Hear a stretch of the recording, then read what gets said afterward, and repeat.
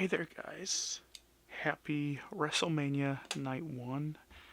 I figured I would make a video for you guys unboxing two great figures from Mattel for WrestleMania season. And since we're in Vegas, I thought that these two figures would be fantastic to do. And it's not going to be like a traditional unboxing. We're actually going to be, sharing some of my thoughts on the build of the feuds that we have going on, as well as some of my predictions for night one of WrestleMania. So, right off the bat, we're going to start with Legend Series 25 Bret the Hitman Hart. And this is from his match against Yokozuna at Wrestlemania 9, which, if you haven't watched the documentary that they have made about this match in particular, or even just that entire show and setting it up, I honestly highly recommend it. It's on Peacock. It's dope as hell. Check it out.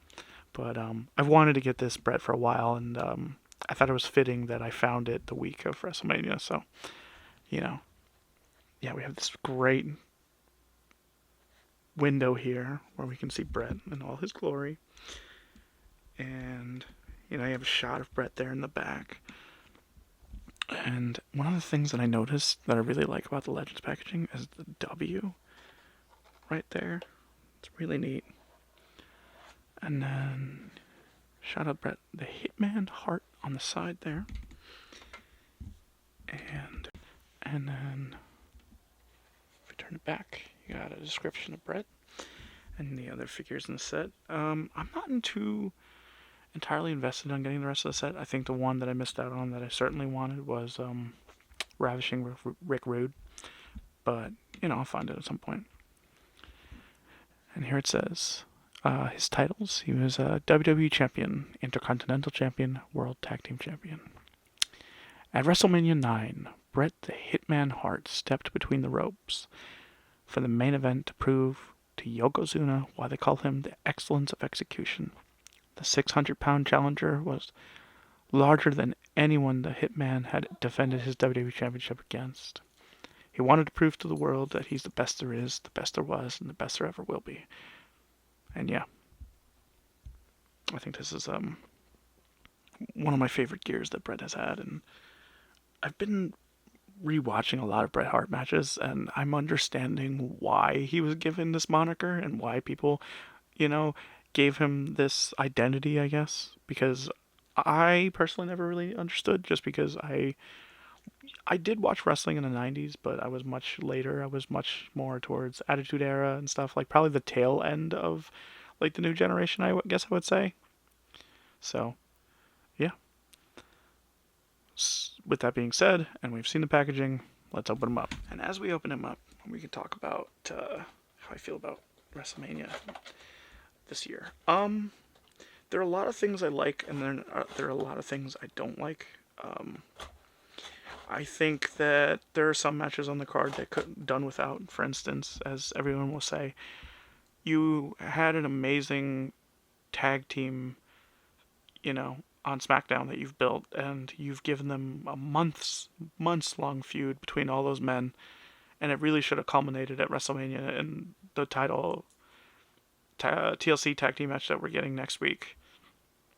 And I would have swapped New Day versus War Raiders. I think that's such a small, random, thrown together feud, and I really would have just preferred the other way around, because that match just doesn't really do it for me. I think also, controversial take, but I think that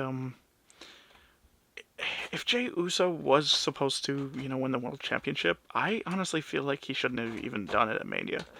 I would have given it to him at SummerSlam, especially because of the fact that this Mania, all the matches and everything are pretty much stacked in terms of, like, well, at least the big build matches, the Punk, the Rollins, the Reigns match, and the John Cena versus the Cody Rhodes match.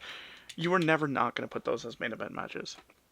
And I hate to say that, I would have waited at least for this to be over to do Gunther and Jey Uso, but also I don't feel like those two have chemistry, and maybe I'm hoping tonight, they'll prove me wrong with their in-ring work, but just the whole feud and the setup to the feud, it's just been so lackluster to me, and I've just been not as engaged as I was in the beginning when Jey Uso won the Royal Rumble. I was a huge, huge fan of that happening, but then, everything that happened with John Cena, and then everything that happened with Cody, and then Rollins and Reigns and all that stuff, that really just won me over. I'm not going to take that out. That really won me over, and I feel like those just pretty much threw this whole Gunther and Jey Uso match just into the water. There is like no interest in it as much from the fans anymore, and there's like no interest from people I know that are big fans of Jey Uso or Gunther. And like I said, I'm hoping that with the rumor that that's going to be the opening match, they deliver a fantastic opening match. But I'm not really looking forward to it as much. I think another match that I was just like, this is really random, and I hope that it's good, but I don't know that it will be. Look at that. That's dope as fuck. AJ Styles versus Logan Paul. I feel like AJ deserves more. I don't care for that. I mean, I'm sure it'll be good though, because AJ Styles is AJ Styles. It's phenomenal, no pun intended. And Logan Paul, as much as I don't really care for the guy personally, I have to give him credit. He's pretty entertaining, and he's pretty damn good at it. Like, I hate to really give him his flowers for it, but he's good at it. And then I would just say that, like, the other, like, few matches that I'm just not really that, like, engaged or felt like, you could replace this with something else. I don't know why Lyra and Bayley are teaming up. I felt like you had this opportunity to make them feud for the Women's Intercontinental Championship, which to me has just been a freaking joke since it was made. It's just a joke of a championship. Oh yeah. Oh wow. Sorry, I gotta appreciate this a little bit. Let me take sunglasses off. Not a horrible Bret head sculpt, but certainly not the worst. But I love the pink in this, guys. It's like a hot pink. And you got the Hitman on the back there.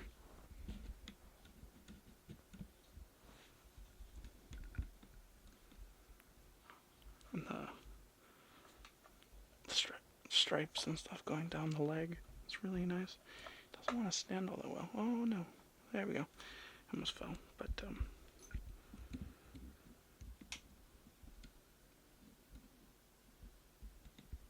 yeah. And like I said, the back. You look at that. Yeah, like as I was saying, Lyra and Bayley. Why? I say why because, again, it just doesn't feel like it was built for them to go after tag team championships. I would have honestly given it to Secret Harvest because they're great. And I think them being tag team champions and Chelsea Green being the United States champion, I feel like it adds to them and it adds to, their whole group. So, yeah, I don't care for that. And I really, really hope they don't win the championships. And the reason I hope they don't win the championships is because I don't want a double champion that doesn't need to be a double champion when they don't even have anything for that championship.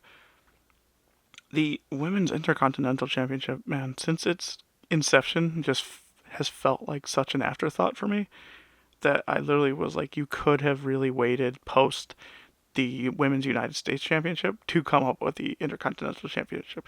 Or come up with the Women's Intercontinental Championship first and then the United States Championship is how I would have done it.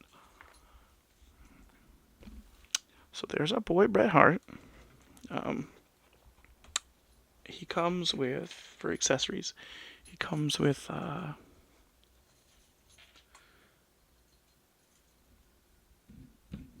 two open hands,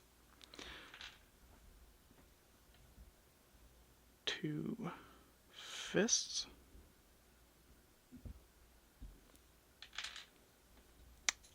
his iconic pink, hot pink shades. I wish he came with a jacket. He's missing the jacket. Why couldn't we get a jacket with this? And of course, the iconic Winged Eagle Championship. All its glory. And yeah, that is his accessories, and now we're getting into his articulation while we continue to talk about Mania. So, yeah, there's a lot of things I do like. I'm gonna say this, and I'm putting this out there, and hopefully I'm right. I actually think that Rollins is actually gonna side with Heyman, especially because of the fact that like he's had promos where he has said things like to Roman like, "Oh, you think you control the narrative, and you don't actually know," and just like a bunch of different like interactions he's had, and even just how he has like singled out Paul Heyman in his own promos, or when he's in the ring with him, like he's always teasing him and everything. That to me is always just like a, divert the audience from what's really going on type of scenario. And I also think that it would be a great way to continue the feud with Roman and also elevate Seth Rollins because of the fact that he will be a Paul Heyman guy, and he also has just noticeably just not really hurt him or has used him to get ahead in his feud with these two. And to me, that just feels like you're setting up for this amazing twist where Rollins sides with Heyman, screws over Roman one more time, and screws over Punk. Because how good would that be? Punk is finally in the main event. He's finally getting what he wants. And it's such a stab to him, but it works so well for the story. If he loses, it's cinema. Anyway, now that we've seen this wonderful Bret Hart from Legends Series 25, let's take it on home. Okay, guys, so today we take a look at the Legend Series 25 Bret the Hitman Hart figure from Wrestlemania 9. I hope you guys enjoyed this, and I hope you enjoyed our little discussion about WrestleMania Las Vegas, and I hope you guys enjoy Night 1. I'm looking forward to it quite a bit, and yeah, guys, stay tuned for Part 2, which is going to be our second figure for the weekend, and goes along with this theme of WrestleMania Las Vegas, so stay tuned, guys.